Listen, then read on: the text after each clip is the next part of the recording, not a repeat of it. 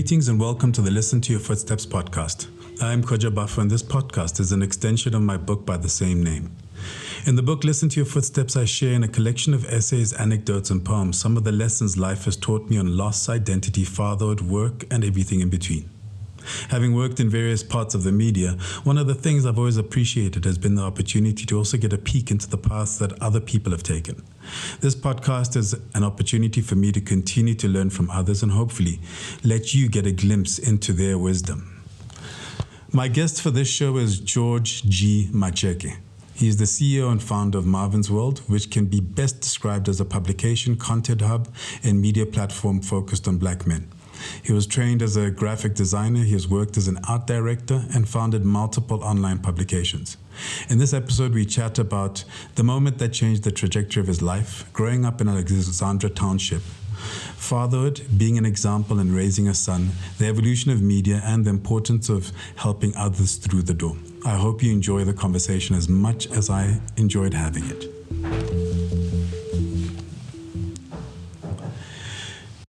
Okay, so first of all, thank you for coming onto the Listen to Your Footsteps podcast. Not a problem. Thank you for inviting. So, my first question is a boy from Alexandra Township. Yes. Who decided he wanted to study graphic design. Yes. How do you discover, I mean, growing up in Masiro, I didn't know that there was something called graphic design. So yes. When was that spark or that idea formed? And what was it informed by? So it was actually informed by my best friend. His name is Kekahiso Mukwa. He's a graphic designer. So I remember when I was in high school, I used to go to, I don't know if you remember RJL. Yeah. RJL, they would have on Fridays, they would have pamphlets about where parties are happening, blah, blah, blah, all of those things. And every Friday I would go to RJL and just collect different pamphlets, and I'd be like, I like what, I don't know what this thing is, but I like it and I want to do this. So Kagiso was he's older than me, so he studied graphic design, and I'm like, this is what I want to do. He's like, oh, that's what I'm studying, graphic design. Then we got closer and closer, and he would tell me, this is what you do, this is what you don't do. And obviously at the time, it was taboo. And also you couldn't explain graphic design. It is just like nowadays you can go to Google and explain, have so many examples. And you can also have so many examples of Black people who have done graphic design and say, these people have done this and they've been successful. So after that, it was just convincing my parents, this is what I want to do. And that was just something else completely, How did you explain it to them? Like you're saying, it was a hard thing to describe. And I think it might have been Donovan who talks about, or I've heard people talk about, okay, so you're going to be a sign maker. Is this what it means? Yeah. Yes. So I sat my parents down after matric and I said, I want to do graphic design. So I've done all the research now. How much does it cost? All of those things. So my mother was a cashier at Pick n Pay for all her life, right? My grandmother was a domestic worker. So the education is very limited. My mother had a matric. So I had to sit them down and say, I want to do graphic design. They're like, what is that? And I'm like, so what draw ya or computer? So you draw on the computer. They're like, okay, so how much does it cost? I was like 25,000 Rand a year. So there was a pause. Then my mother was like, how about you draw without the 25,000 Rand? And I was just like, yo, that's not the point. It makes sense. And if you say you're drawing on a computer, then how about you just figure out the drawing? And I was just like, man. So now you don't have a comeback because you thought that they would get it. So my grandmother was like, it was at the time where catering was such a big thing. Like every year there was a career that was booming in the townships, you know. One time there was IT. So this year particularly it was catering that was booming. So my grandmother was like, how about you do catering? Because wangadula mochai, you're gonna make babies. So you can't stay at home. You know, you need to do something, anything. So catering, I know it's gonna cost 5,000 rand a year, and I'm willing to pay that so that you can do something. Because if you stay at home, you're gonna make babies, and we don't want babies right now. And I was just like, yeah, man, you know, it's not a conversation. Like these people are so far removed from the ideas of what I want to be. So but I they just have no, left it there. but they have no context, right? So there's no clear reference point. None whatsoever. And also I couldn't point out at anyone in my neighborhood or in Alex to say this person has done graphic design and they've been successful, you know? So I remember there was a point where Lazi Matebula, he was able to point at me when he was explaining to his parents to be like, this is the guy who does graphic design. He's successful. He's got a nice car. He's moved out of the hood. And they could get it like, oh, okay. So it's you're not gonna take my money and do drugs or whatever the case might be. But like, you know, this thing, it's a career, you know? Were you always artistic? I mean, do you consider that an extension of any type of relationship with art? Yeah. I mean, were you drawing growing up, that sort of stuff, which made, because it's one thing to say I want to do graphic design. So for example, I was never particularly gifted at doing anything with pictures growing up. So for me to go, okay, I want to be a graphic designer, would have too big of a jump. Yes. So I get my artistic abilities from my dad. So he was very artistic and he was a DIY kind of guy. So I grew up seeing him do those things. So I've been drawing as you know, since I can remember. I was that guy at school, like at primary school, where if we had assignments where they would ask you to do a sketch, I would do sketches for other people. Like I'd do mine, then I'll do it for my friend, I'll do it for this one, I'll do it for that one. So for me, it was just a hobby that I could do. I would draw hands when I was bored, I'd draw anything really, and I was good at it. Then in high school, when I went to a private school at some point, I took art as one of the subjects, and it's one of the subjects that I did very well, like painting and all of those things, you know. So I did, like I knew that I liked drawing from the beginning, and it just morphed into other things, or digitally as well, where I could just do it with the machine instead of picking up brushes and pencils. So how do you then go to school? Because your grandmother's like, I've got 5K for catering. You can make food for weddings and funerals. Your mother's like, draw on the computer without 25K. So my parents now, they're like, so my dad passed on literally a year before. My dad passed on in 2001, and I matriculated the following year. So a lot of people like, they always say that matric was hard. Like, I don't remember my matric year. I don't remember it at all. And it was because of my dad. Like, it was such a blur because I was just going through grieving. And also, like, when you're a child, you don't even know, you don't understand what grieving is. And this is the biggest, the first death that you had to encounter that is this close. So you don't even understand what's happening. So as soon as my parents were like, they can't afford it really, because that was the nutshell of it. You know, I was like, okay, my plan B, my mother works at Pick n Pay. So I need to get a job at Pick n Pay and save money so I can go to school. That was the plan. gave my mother CV and everything. She was just waiting for processes so that I can get an interview and get a job, like sharp. So you're listening to YFM, and every morning they're like Boston Media House. If you're a graphic designer, animator, interested in media studies, enter this competition to go get a 3-year scholarship. And I was just like, yo, okay. All you have to do is write an essay why you deserve the scholarship and send some of the work that you've done before. So I had a couple of drawings that I've done before, and I wrote an essay.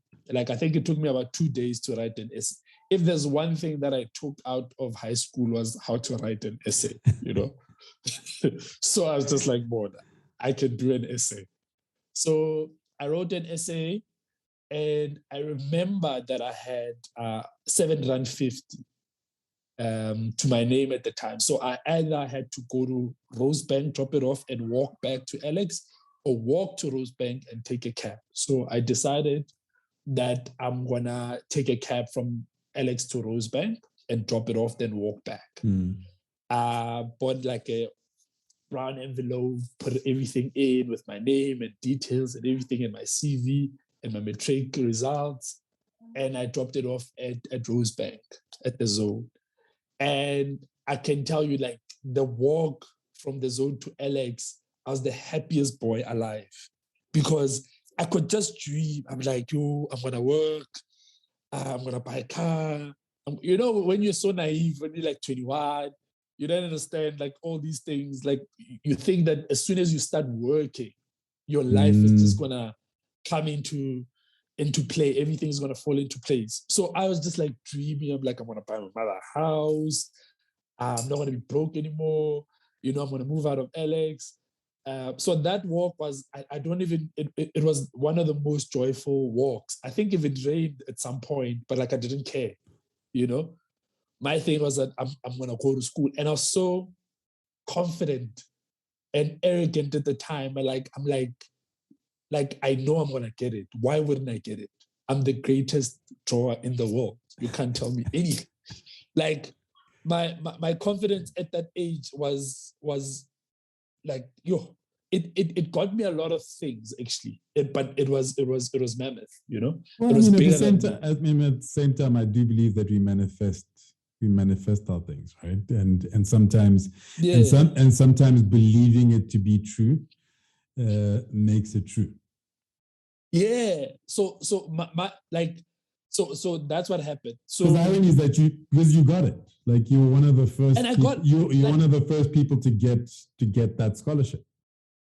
Yeah. So, and actually, in my mind, in every ounce of my body, I was like, there's no one else in this world who deserves this thing more than me. I don't care who you are. I'm more talented than everyone else in this world. And I actually believed it. And, when you look back, you're just like, yeah, you're cool, but like not the most. Yeah. But so yeah, then obviously now every morning you wake up and you listen to YFM because they're announcing the winners. So they're announcing Rosebank College, they're announcing everyone, they're not announcing Boston Media House. And at some point I'm like, man, it can't be. What do you mean? I haven't heard any of the winners, and I didn't get the scholarship. Who the hell got that scholarship? So at some point I was just like, you know what? It is what it is. I'm just going to wait for the interview process at Pick and Pay, then go to school and pay for my own fees. So my mother had this, she used to do this thing every morning where she would tell me what to do during the day with the house, or maybe I needed to do some, but like I'm half asleep most of the time when she tells me these things. So she tells me these things and I was just like, okay, sharp, yeah. And she leaves, then I go back to sleep. Then there's a phone call that comes in just after she leaves. And I'm like, who the hell calls at 8 o'clock in the morning, And I'm away, I'm half asleep, and I answer the call. They're like, guy, can you speak to George? And I'm like, speaking. We're calling you from YFM. You got the scholarship to go study at Boston Media House. I'm like, oh, thank you very much. I'm like, what?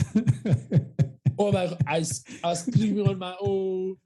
because my brother's at school. It's just me at home. Everyone is gone to work at school, and I'm screaming. I'm taking down the address because they said that I must go to Rivonia. This person is waiting for you. They've got all your details. I was screaming, and I was just like, "Oh my god!" I didn't even take a bath. I was just like, I was just like, I'm just gonna go there. So my mother didn't have a cell phone at the time, so I called her work and I said, I'm like, is she there? They're like, no, she hasn't arrived yet. And I'm like, just tell her that her son got the scholarship and she's going to school. So my mother, when she tells me the story, so as soon as she gets to work, her co-workers are starting to sing a hymn. And she's like, okay, what's happening? Why are you guys sing? And they're like, so my mother called me Gladwin. Family calls me Gladwin. They're like, Gladwin called and said that he's got a scholarship. So she just broke down and cried. And she's just like, that was one of the best moments of my life, because as a parent, you're very worried because if my father was alive, he was going to be able to help. But he's no longer here. And it's still fresh because he's dealing with her own grieving. Yeah. And you just finished school. And now there's no plan, really. And out of nowhere, the scholarship comes through and you're going to school, And she was just happy. She was very supportive. And she was just like, I need to make sure you eat, you clothed. It might not be expensive stuff, but you have clothing on your back. And you make sure that you pass, because this is a once in a lifetime opportunity, Because there's something to be said about how we have, sometimes we have certain experiences that actually change the entire trajectory. Like, we don't know how our lives would have panned out, but in essence, like, change the trajectory of your life. That it was that moment. It changed everything about myself, how I looked at the world. I think I began to be even kinder as well, because even that experience brought me closer to God, because I didn't think much about miracles or anything like that, But after that, my life completely changed, like day and night, definitely. So I went to the school and I asked the people who, I think she was a lecturer, her name was Michelle. And I asked her why she picked mine. She's like, actually, your essay was funny, was quite funny. And I was just like, how? I'm putting down my heart here, and you are saying it's funny, but you know what? It's fine. We are here now. And later I found out it was out of like 10,000 like applicants. Wow. And yeah, you got it. And you. I can't imagine my life without that event. I would have turned out completely different, completely. Yeah, it's interesting you have interacted with different spaces, and you've also kind of looked and evaluated or judged other things, right? Yeah. And it's all very subjective. Like you're saying, the lecturer talks about it was funny. Whether we like it or not, it's always subjective, and it's always influenced by our views and our perceptions. And at the same time, like, I'm always amazed by, when you look at certain things, and you look at certain processes, and how much people put into those processes. When you've been the person behind the scenes, and it was just like, we were under pressure and we just needed to make a decision, and this is what influenced our decision. But we tried to do it from the most open space possible. Yeah, right? No, true. Yeah. But then it has the ability to change life. Like, and the funny thing, obviously now, a couple of years ago, I was on the other side, where I had to make a decision about giving someone a scholarship, because I think I've given like about 6 scholarships so far. And there was this one kid. Our offices were still in Randburg, so we said, come through. I picked 2 kids, and I was like, come through and let me interview you. And this kid gave Philemon, and he told me about where he's from, and I could relate. It literally is the same place that I come from. The same situation that I was in a couple of years ago. He's in that situation, and you could see that he has no plan after this. He has got nowhere to go. There's no hope. There's no uncle. There's nothing. And this is this one opportunity that he has just to better himself and better his family. And I gave it to him, and actually he's one of the few people who graduated, because out of 6 people that got the scholarship, only 2 graduated, finished. Sure. And a couple of weeks ago, so he's working with me on Marvin. So I had to give him my laptop because I don't use it as much, so that he can help me with Marvin.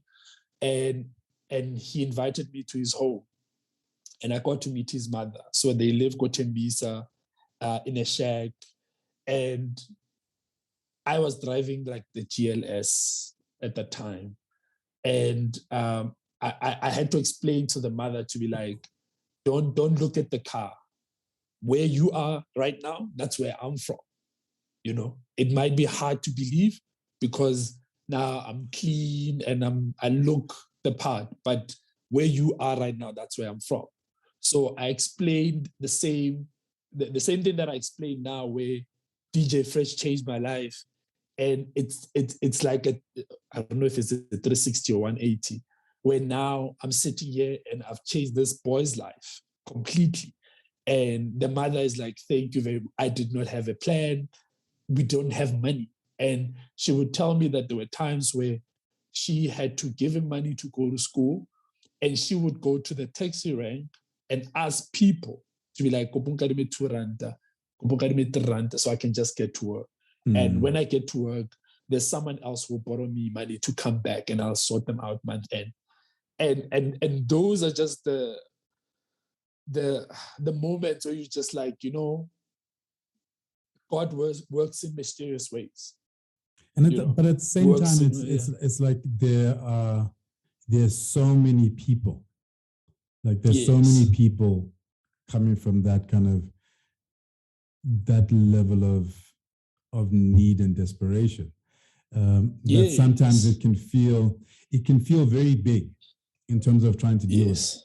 So, I mean, what I find commendable and what I find interesting, I mean, one of my favorite lines is the best way to eat an elephant is a bite at a time. And it's like, if you can help one person, rather than sitting and going, the problem is so big, I don't know where to start. No, true. Because my thing was that I know exactly where these people are coming from. My parents didn't have money for me to go to school. I would have turned out differently. My life would be different. And because like I personally asked DJ Fresh, and I was like, yo, what you did for me, I want to do it for other people. And he's like, yeah, I've got a budget of $1 million. I can give you like 100K or 200K there just to start off, And he linked me up and showed me the processes, and it ran for a good 4 years, And others squandered the opportunity, but others, it literally is like a night and day where it gave them hope. So that's those are the things that if there's one thing that I know that I've done right is to send people to school, because I've sent my sister to school, I've sent my brother to school. Because I understand the importance of school. You know what I mean? It can change everything. And how it changes the mind. I think I often believe that a lot of the challenges, particularly in this country, just it seems simplistic, but sometimes it's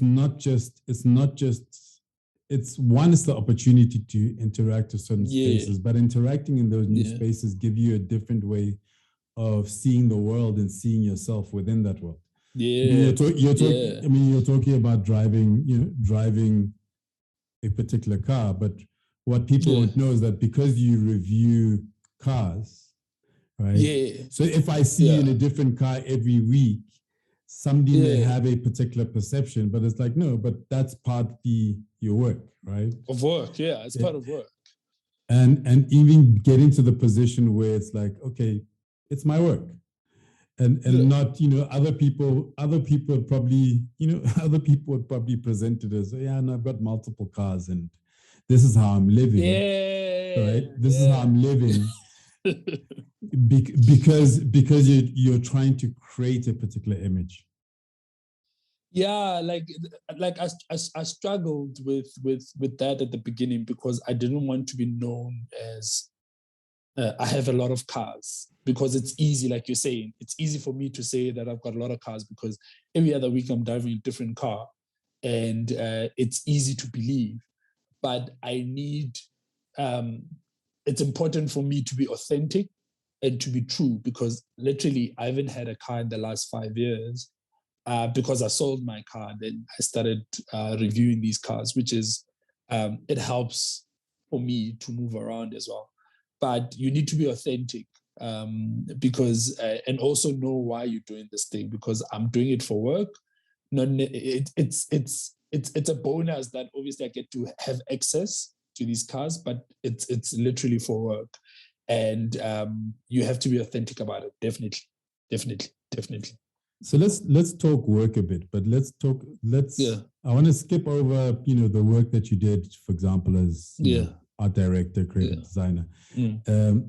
How you and I started interacting is you have a passion for media that surpasses even those of us who at the time were sitting in the middle of the media.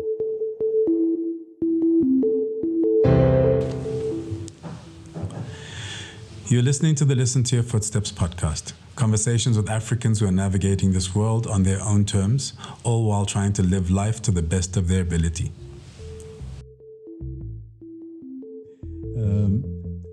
And so you started, or I think the first thing you started was the Studio 83. So actually, that was my second. So what is it about? In the beginning, it was magazine, and it's felt like it's been focused on magazine, and now it's the different iterations of what a media company looks like. But what is it about magazine that, you and I used to have these back and forth Twitter conversations, like where you'd fight me on Twitter because I was working in magazine. What is it about magazine? It's the storytelling. So for me, like, I couldn't see when I read magazines, because I love magazines. I still have like Y Mags and stuff like that, and True Love. I used to collect and read them. The older I got, the person that I was not represented anywhere, and a lot of the times when you interact with people who are in the magazine industry, they're very traditional in their thinking. At the time, even having a website was such a taboo type of kind of thing, and you are just like this young kid who doesn't really have any background to be like, what's right, what's wrong, but you're arrogant about your talent or your abilities, and you are willing to fight anyone for it, and I think that's what got me further, because I remember when I when I got the job at YMAG. So so let me start with YMAG. So YMAG, I love YMAG with all my heart. So after that, you get a scholarship from YFM. So it's even bigger now. And now they were going through a phase where the covers look terrible, this doesn't look nice, and it's not the YMAG that you know. So I had a iMac at home, a G2, and I designed 3 different covers, scanned the images, designed, and I sent it to them. And I was like, this is what YMAC should look like. I'm your guy. I'm better than anybody else who has ever worked on YMAC. I am the greatest of all time. Literally a long email to the editor. And they're like, okay, these covers are nice. And do you mind working on another cover? Yo, I lost it, eh? I lost it. And I was just like, you guys gotta be fucking kidding me. I've worked literally 2 weeks on these covers because my machine was so slow. So what I would do is that I would design. Then when it's time for eating, I would click save and go eat. Come back an hour later, still saving. So the process was so long. And also I didn't have like a desk and stuff. So we had a chest of drawer. So I put my machine on top of the chest of drawer. So I would design standing most of the time. So when somebody else after that asked you to design a fourth cover, just so that you can show you're talented, I just like, you guys, no. Like I went off at them. And I think a couple of months later, they reached out again. They're like, there's a position for an art director. Are you keen? And I was just like, guys, I'm your man, you know? So that kind of arrogance has gotten me into trouble, and it has gotten me opportunities as well. Because this is a funny story. I don't know if you know a photographer called Thierry Leroux. No, I don't. He's a French photographer who owned a magazine called French. Okay.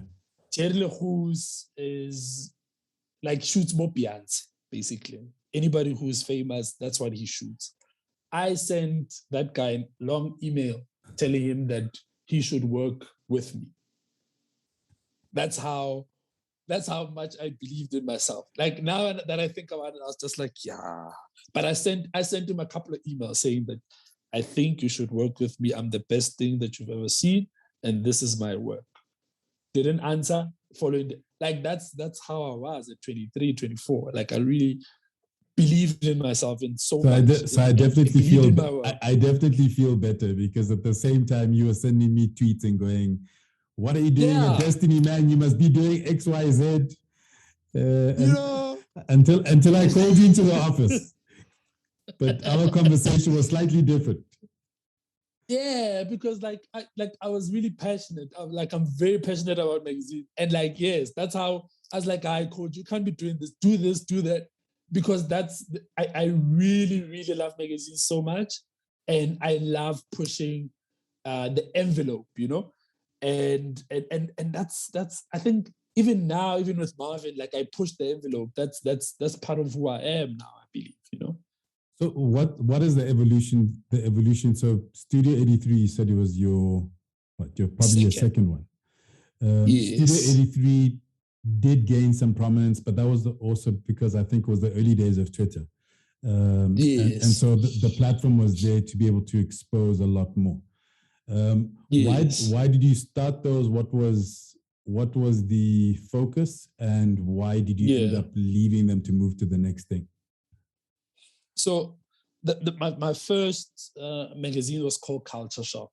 Like that one didn't even make it anywhere, really. I think I was the only person who saw it, and I'm gladly so. Then Studio 3 was the second one where at least it made it out. Then started working with Leboga. Then we did a website and it grew. The thing with Studio 83 is that I literally outgrew the platform. You know, I started it when I was 22. By the time you're in year 28, you have different problems. You know, you don't want to be heard anymore. You want to have a conversation. You know, where 22, you're just like, excuse me, I want to be heard. These are my ideas. This is what I want. The world needs to be this way. Where 28, you're just like, okay, the world, not everything is for me, so I'm going to focus on 1, 2, 3. Because that's when actually I started having the ideas of Marvin and playing around with the idea of Marvin when it was called Modern Man at the time, you know? And it was such a terrible name to give a magazine.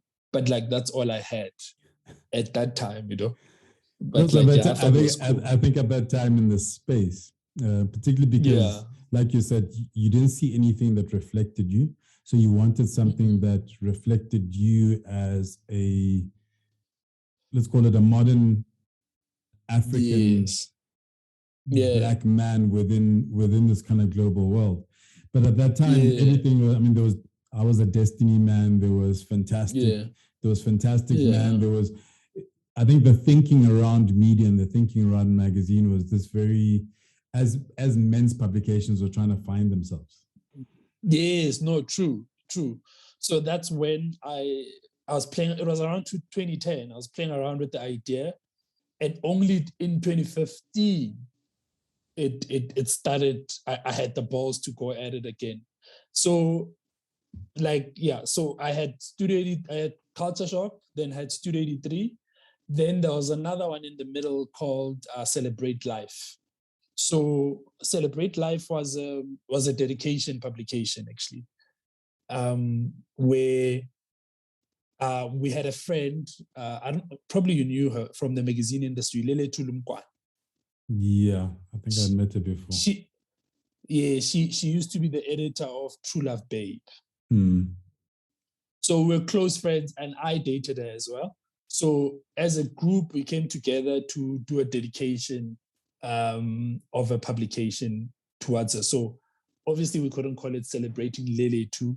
We had to find another term that made sense. So we went to Celebrate Life. So we got her friends. The first issue, we only had 2 issues with that. So the first issue was people that were very close to her to write articles about celebrating life, because that's what she was about. Then the idea was obviously just to carry on the essence of celebrating life.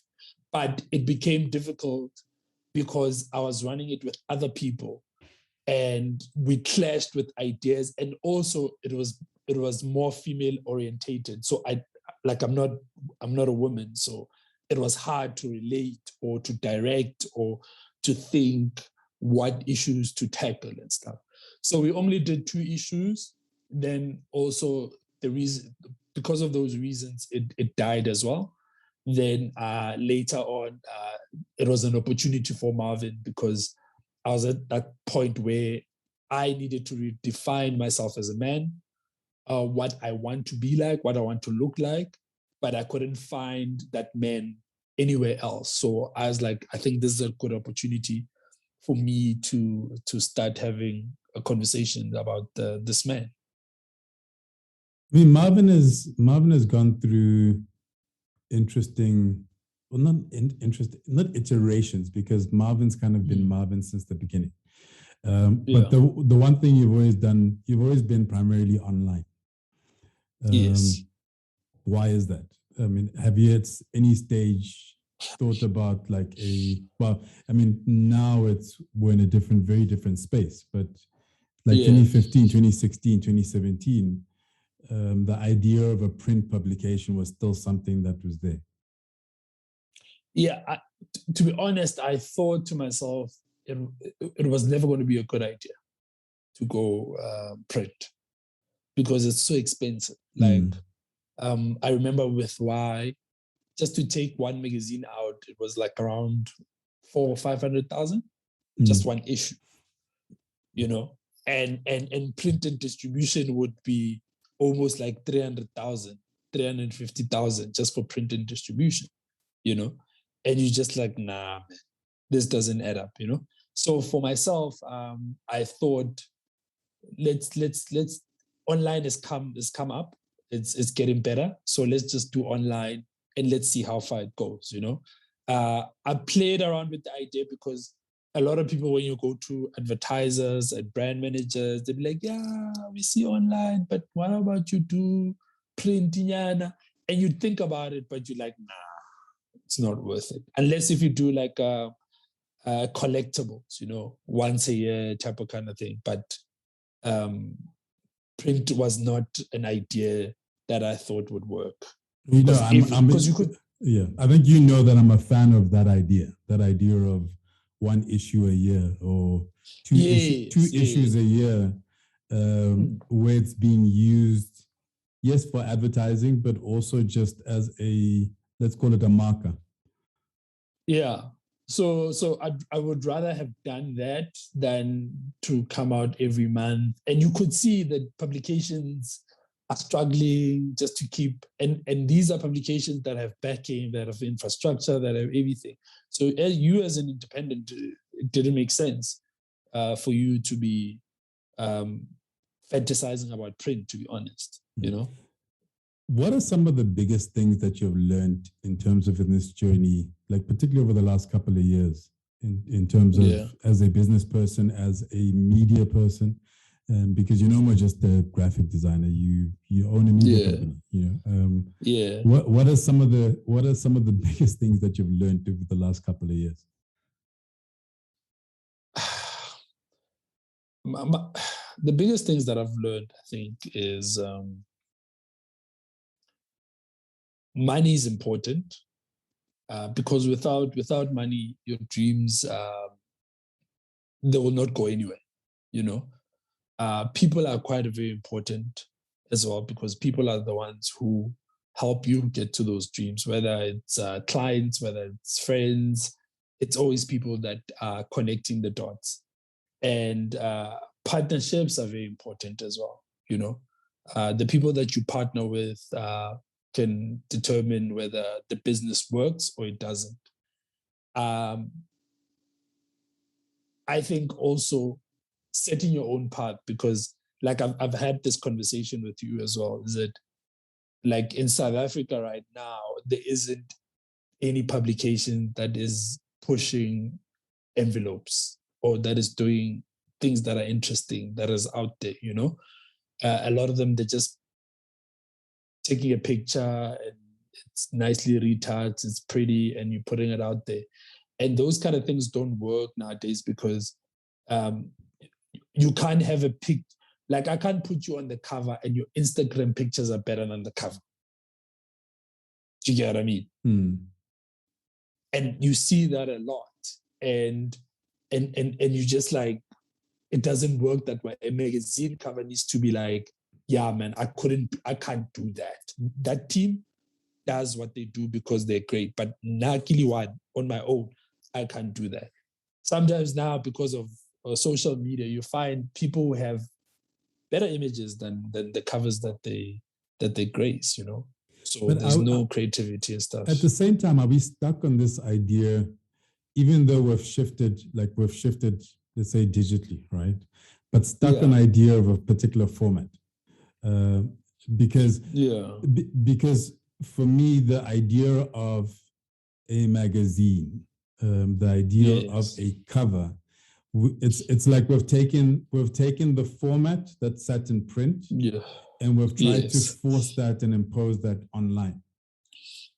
Yes. So there was a point where I think the industry was going through, they're trying to figure themselves out to be like, are we going to kill print and just do digital, or can the two coexist? And if they coexist, how do they coexist? So now that a lot of print publications have died, a lot of people now, like, I don't know, there's a trend that I see where people just put on the cover and that's it. And that's the issue. And you're just like, okay, so there's just the cover and the cover story and that's it. And that's the issue. And you're just like, so what happened to the other things? Because a whole entire magazine has sections. There's the cover story, there's travel, there's gadgets, there's relationships, there's all of those things. So how our format would work was like, we'll do a cover quarterly. So from Jan to March, it'll be one cover. But between those spaces, we uploading articles on a daily of different things, different topics, different ideas, whatever the case may be. But those things is something that is influenced by someone who's on the cover. So if we put you on the cover, we'd put some of the cars that you like cigars, have conversations about cigars, type of kind of thing, you know, so that it feels like a magazine, an extension of you, of yourself. Where now people just put on the cover and the what you call this, and the cover story, and they're done. And you're just like, okay, is that where it's at, you know? So I don't know how I feel about that. But maybe it works for social media, but not necessarily for content and So what is magazine format. What is Marvin today? Like, who and what is Marvin today? And I asked that knowing the transitions you're going through and the making sense of life process that we go through on a daily basis. So I think Marvin is a magazine. I still believe it's a magazine, but it's transforming to a platform. It's much more of a platform now, and where we're going as well. It makes, I think at the beginning it was easier to say it's a magazine, because when people say what's Marvin, you're like, it's a magazine, they understand the idea of a magazine. They're like, oh, okay, so there's articles, there's this, there's that. And you show it to them and they get it, which is fine. So now it's moving further into more of a platform, because app, we're selling stuff, all of those kind of things that we're building as well. It's much more moving towards a community platform than anything else, which is a good way to take it, actually. And has the editorial strategy or your pillars evolved in any particular way? Or do you feel that there's still a need to kind of represent a certain type of man or certain conversations that carry over from when you first started to today? I think the men haven't really changed, or the idea or the mandate hasn't changed.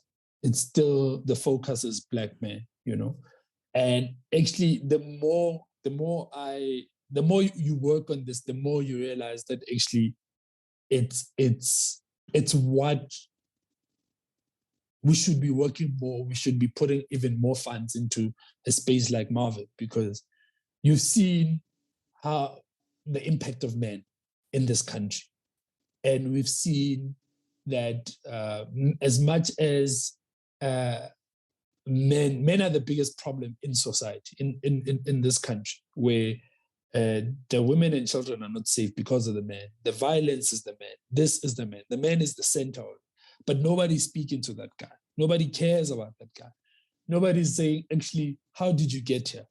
The only time people care about men, it's either when you have money, or when you have killed or raped, or you've done something bad. That's the only time, So I think now more than ever, we need to focus on that conversation, because there are men who want to be better, but they don't know where. There's no blueprint, there's no place for them to go out and say, actually, I'm not okay because I'm depressed. I'm not okay because I lost my job and I'm scared that my relationship is in danger, So those things nobody wants to speak about. And there's no space for men to speak without any judgment or fear. So I think now more than ever, we need a platform like Marvin, because of what we're going through as men and as a society as well.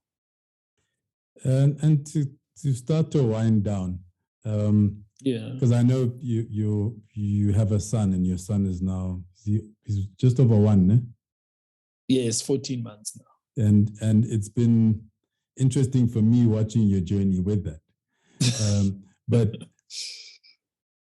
and I have 2 kids, and I'm quite engaged with the thinking behind, or I'm engaged with the process of being a parent.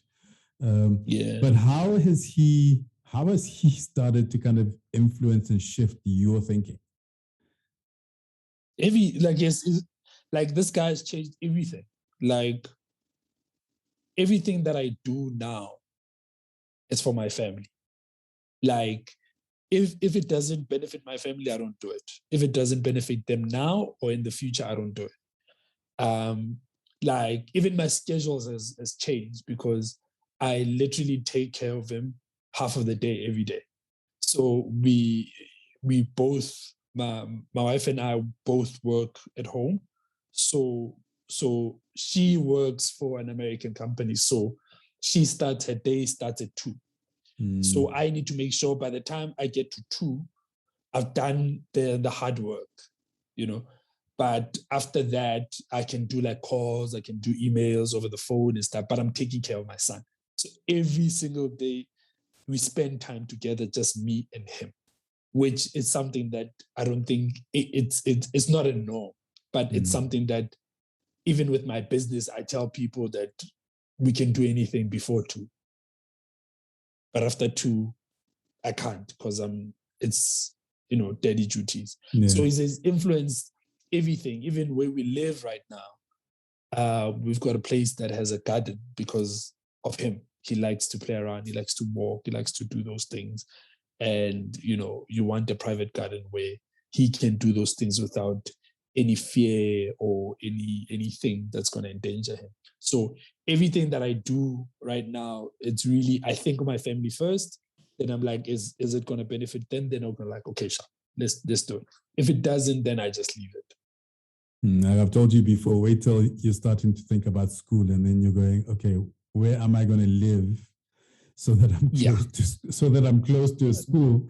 And that then it becomes a decision for the next, 10 years or 18 years or whatever it is. No, definitely. So it's, but also like, I think also when you are, there's one thing when you are involved, dad, and you welcoming this child into the world, it's easy decisions. It's easy for you to let go of this, let go of that. But now if you still want to be cool or want to be, because you change as a dad, as soon as you have a child, your life changes. But if you're still holding on to your past life, then it's going to be a problem. Then, you're going to want to live in a penthouse while you have a 2-year-old, which doesn't make sense, or you want to have a coupe, a 2-door seater with the 2-year-old. It's not going to make sense, Well, I think that's a metaphor for life in general, right? Is that there's certain things, and if we're all constantly trying to hold on to an idea of what was, even as we are evolving as people, even as the world around us is evolving, that's when it creates problems. Like I sit and so for example, I sit and I look at the time that we're in. And I remember last year, everybody was talking about this idea of a new normal. And it's like, but we can't talk about what the new normal is until we get out of the situation we're in. We're still in the middle of it. So there is no new normal. And everybody keeps on talking about when can we get back to? And it's like, no, but we're never going to be able to get back to what life was like in November 2019. Like, it's never going to happen. And if you look around the world, I mean, every time we come out of a lockdown and people jump back into groove, and it's like you're trying to go back to something, and you keep setting us back because you're trying to go back to something instead of looking and going, okay, what do you want it to look like in the future?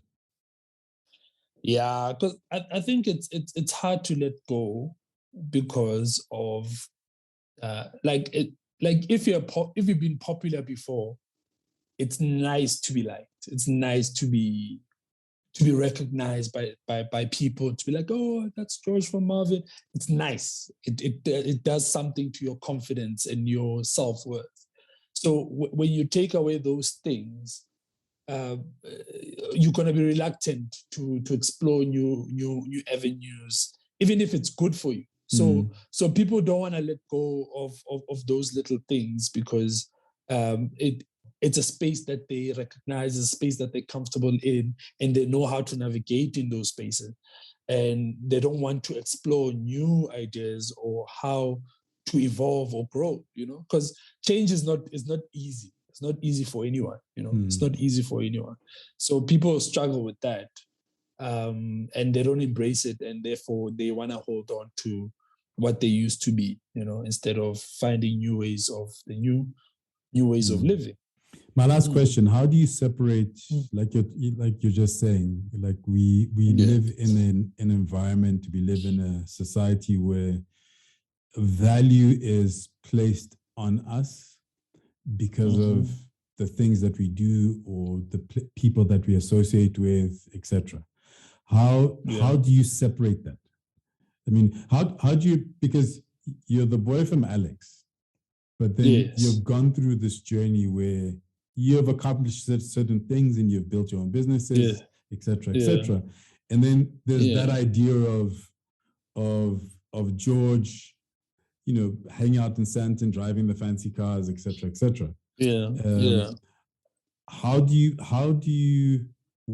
where do you see your value? Where do you place your value, and how do you keep it separate from like the numbers and the likes and the comments and the associations and the spaces? I see the value in myself. I think I'm a great artist, designer, creative. I'm a great creative, and anything that I do will have impact, whether it becomes big or not. And everything that I do comes from the heart. So I'm not doing it for other people. I'm doing it for myself because that's what I want to do. So the other part of how people see me, it doesn't really impact me much. I see it as I deserve this life. Like, I deserve these nice cars that are not mine. I deserve holidays. I really do deserve them. And I want to live them and explore them and experience them and build my own world and, teach my son the lessons that he needs to learn. And that's how I see it. I don't really care much for what people think of me. But I really care much about my work and the impact that I'm going to leave behind, because you'll meet someone who's like, George is great, is an amazing guy. Then you meet someone else like, hey, George is an ass, So it's always subjective. But when you put out my work out there and when I put out my heart on my sleeves, the idea or the essence of it is the same. It's like, George is great, or George does great work. And I push that forward more than anything else. Everything else, because the cars, the travel, the likes, all of those things are means to an end, man. Yeah. I'd rather have relationships and people that I care about and people to care for me as well. I'd rather have that because that's more value than being like online as well. Cool. Thank you very much, Chief. I hope I gave you stuff. What stuff? What, you hope you gave me content? I mean, that's what I hope I gave you content. Isn't that what they say these days? So can I say one last thing, right?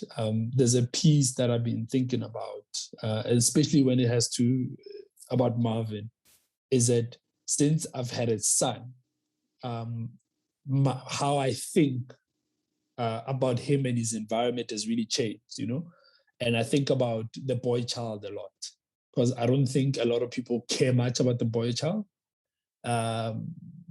Even how I was raised, as much as my dad was very involved, but like in general, as boys were raised, they're left to the wilds to figure themselves out, while the girls are getting a lot of guidance to be like, don't do this, don't do that, don't do this, do it this way. Then when those boys come back and are savages, now everybody wants to complain, So it's something that I think everyone needs to be aware of, that it starts very early.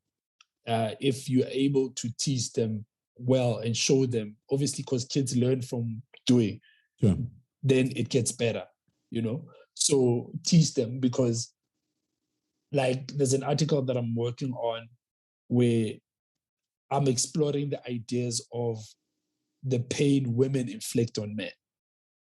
And as soon as even you say that line in jail already, you can already feel like people are going to fight you for it, because there's a lot of pain that a lot of boys, a lot of men go through, that it comes from the women, but nobody speaks about them, And those are the kind of things that I'm more interested in unpacking, maybe in conversations, maybe in over whiskey and all of those things, so that these kids can know better, to be like, let me not go there because I've heard it's not a good idea, or I listen to this podcast and stuff like that.